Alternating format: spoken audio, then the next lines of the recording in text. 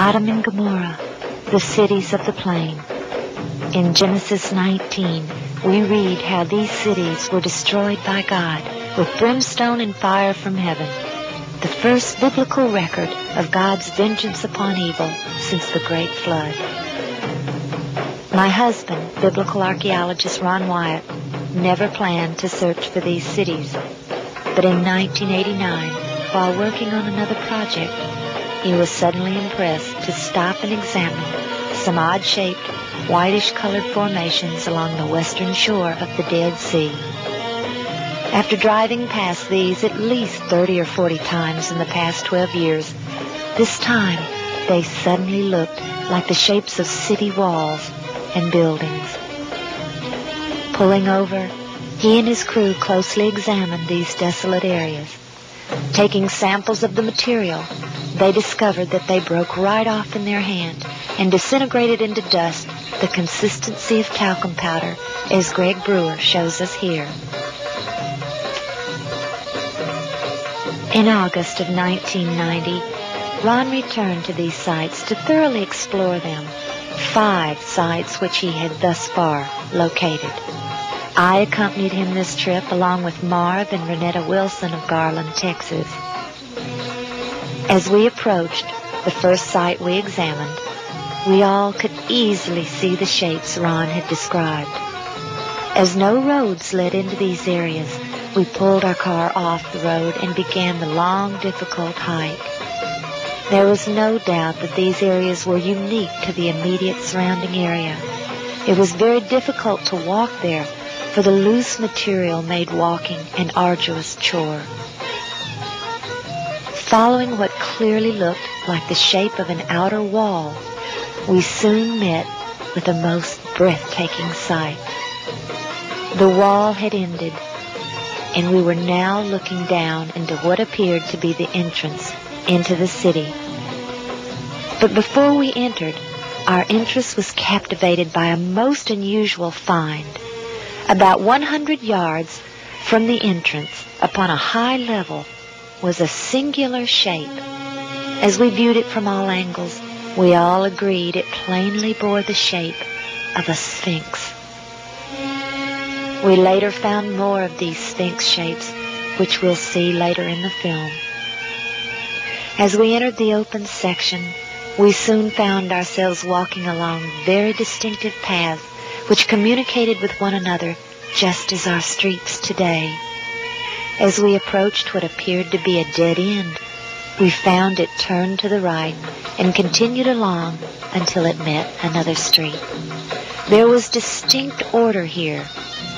These were clearly once streets, and along these streets were the shapes of buildings. Even to our untrained eye, the evidence was undeniable. The ziggurat shape near the entrance was almost perfectly preserved. Our research had yielded the fascinating fact that substances burned with sulfur or brimstone had a remaining ash that was heavier than the initial unburned substance. That explained our question as to why the ash of these cities had been able to remain all these 3,900 years. The layering present in all the formations was another positive evidence that whatever these once were, they had been burned at temperatures exceeding 4,000 or 5,000 degrees. This layering effect was the result of thermal ionization. Whenever a substance is burned at extremely high temperatures, the ions of the various substances being burned attract and repel, distorting the flame. Ron drew our attention to features present here which simply do not occur naturally. He showed us a section which revealed a broken double wall which extended toward us at a perfect 90-degree angle. The site we were examining was located at the base of Masada. And soon we all decided that we should go to the top of Masada and film these areas from there. As we took the cable car to the top, the view was breathtaking. The shape of the city was perfectly revealed below us. Here we saw a giant platform-like area, perfectly symmetrical, which was identical to the temple areas of other ancient cities, such as the biblical Shushan or Susa, located in present-day Iran. Then we saw the raised section which we'd climbed upon earlier, with the sphinx shape and the ziggurat. We were all convinced, but we also knew there had to be more evidence than this to convince others.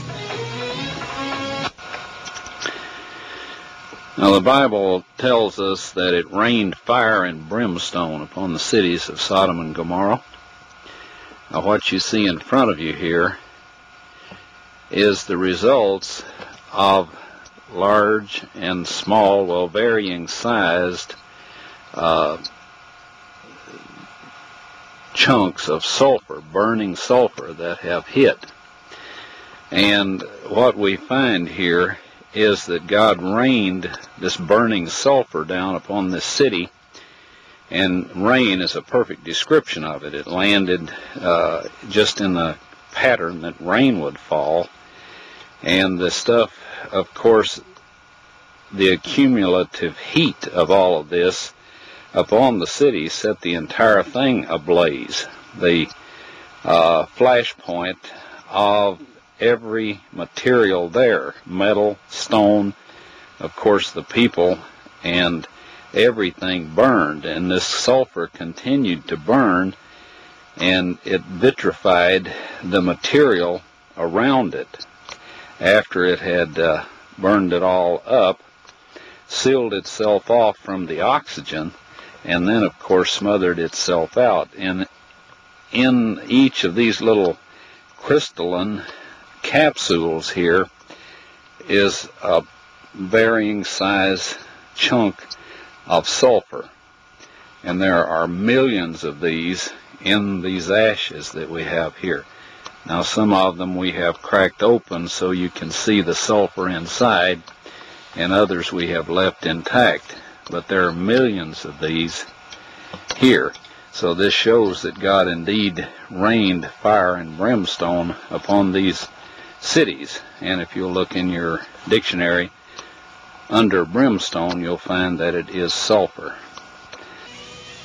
As soon as he got home from that trip, Ron took several of the samples to Galbraith Labs near Knoxville, Tennessee. The yellow balls in the center of the reddish rings proved to be 95.72% sulfur, with traces of several other elements, all of which he was told would contribute to an extremely high temperature fire. When Ron asked them if they could perform a BTU test to determine the degree of heat this would give off, he was told that they couldn't because it would damage their stainless steel testing chamber.